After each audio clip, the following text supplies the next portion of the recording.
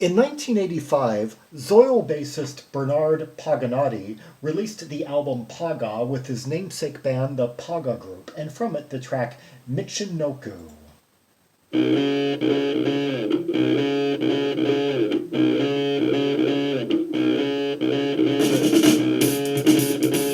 Okay, very choppy time signature.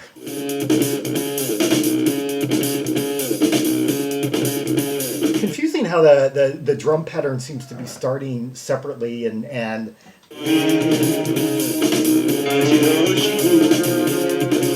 it seems to be like one beat behind the riff.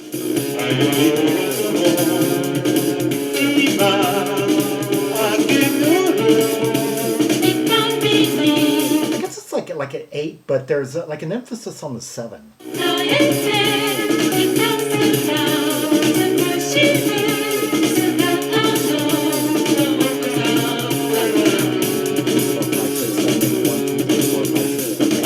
Yeah, it's like the figures keep starting on odd notes.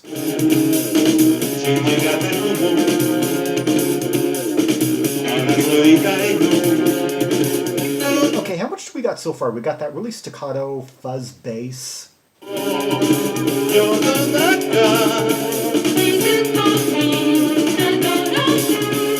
Okay, and the piano and the vocals are kind of doubling up on one another.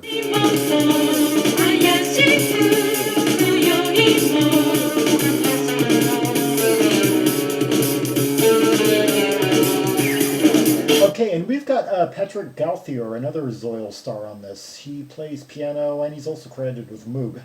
Moog on a 1985 album, interesting. Produced by Laurent Thibault.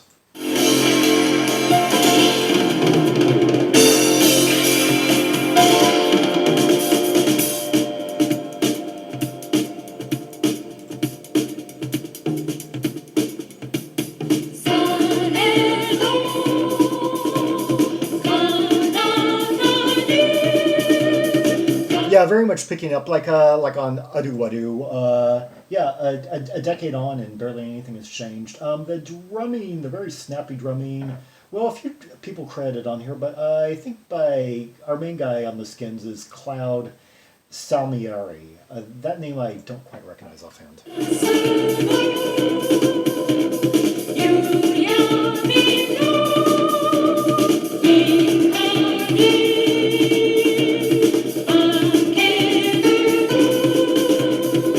Oh, a couple of people are credited with Fender Rhodes, including Paganotti himself, as well as Jean-Philippe Gaud, yeah.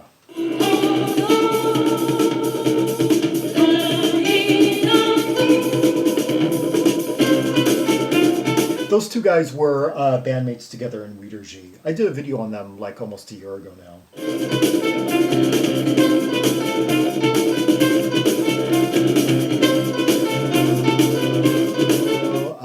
D flat.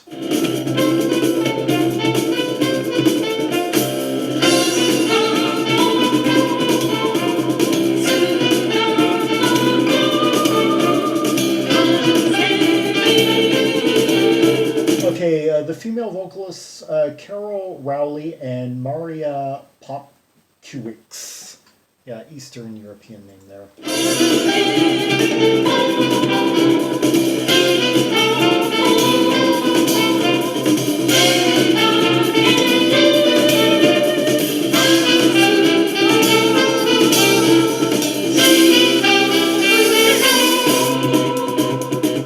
Well, I stand corrected. On this particular track, it's Chizuru Hasoya and two Japanese women apparently. Kyoko, let's see, what other, not a lot of credits. Kyoko Akumura. Yeah, no other credits for those two apparently, according to Scogs.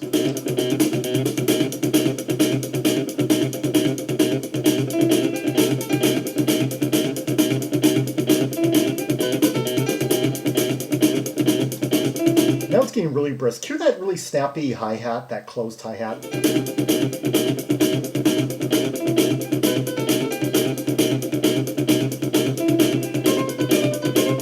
It's like emphasis, it's like twos.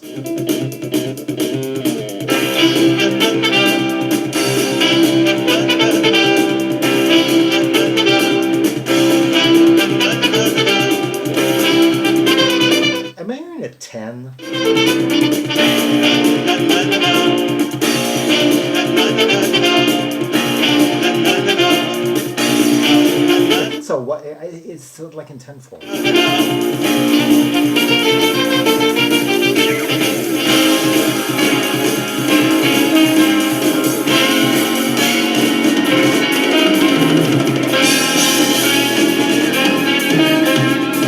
That plunge was quite intense.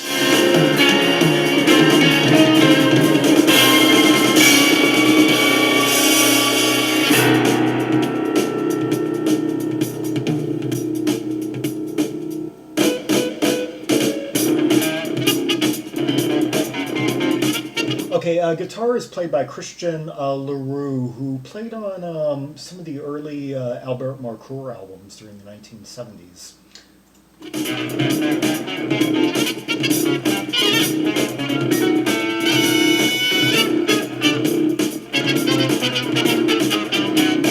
Okay, now we got some interlocking brass by saxist Alan Guillard and trumpeter Yvonne. Brothers apparently, yeah.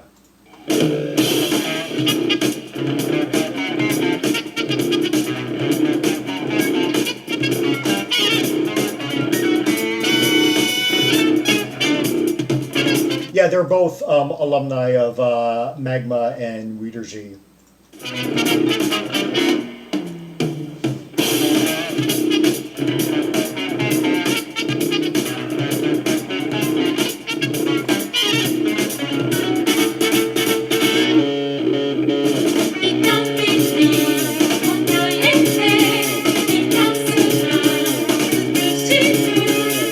Interesting. Drummer Cloud Salmieri, he has a whole heaping list of credits, over 200 as a matter of fact, according to Skogs, including, he played on, the second Clivage record, Andrea Ferdier, and the Philharmonic, that Mixtus Orbis from 1978, good album. Yeah, in my, and a whole bunch of, looks like French chanson records of the early 1980s.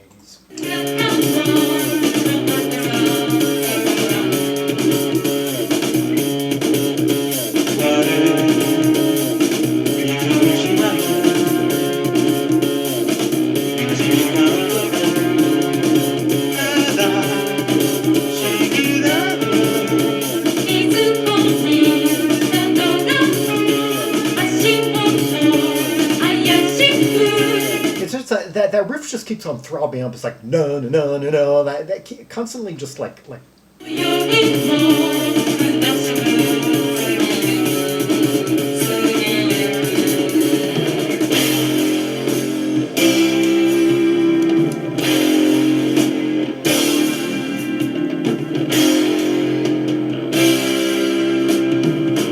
Okay, just now I'm hearing something that's very much of its period, like the certain kind of chorusy type sound. Right there, that almost like something like you could hear on like a Police record or on a Rush record circa like 82, 84, kind of that like chorusy sustained effect.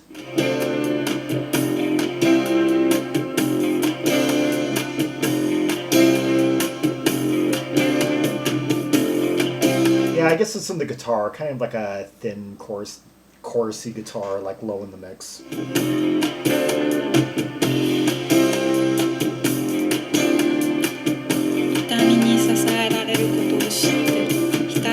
しみ待つ姿はこよなく美しい影をしたためて春を待つ花々に似ていかに尊いもの Okay, we've aired a different part. Yeah, this is being done, it says the voice final song part text. Neko Paganati. Oh, I guess, yeah. Yeah, married to Bernard Paganati, yeah. Japanese vocalist, apparently. Yeah.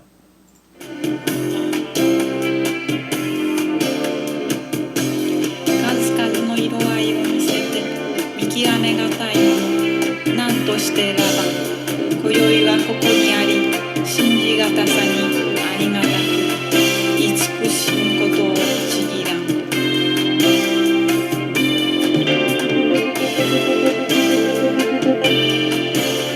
Very different movement we're in now. Yeah, and you're hearing that kind of chorus guitar sound.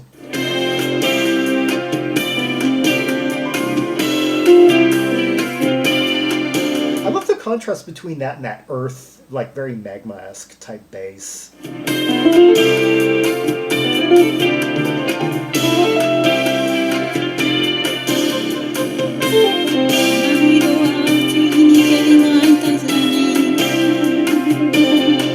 And Bernard does whip out the Chapman stick on this. Yeah.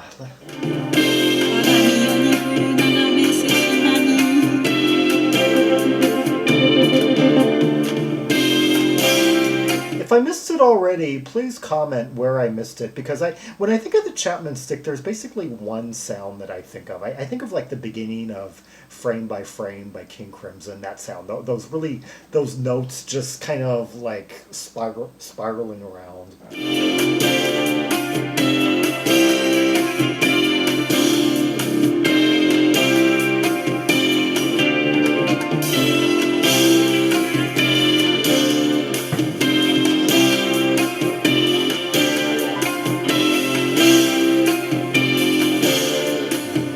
F sharp.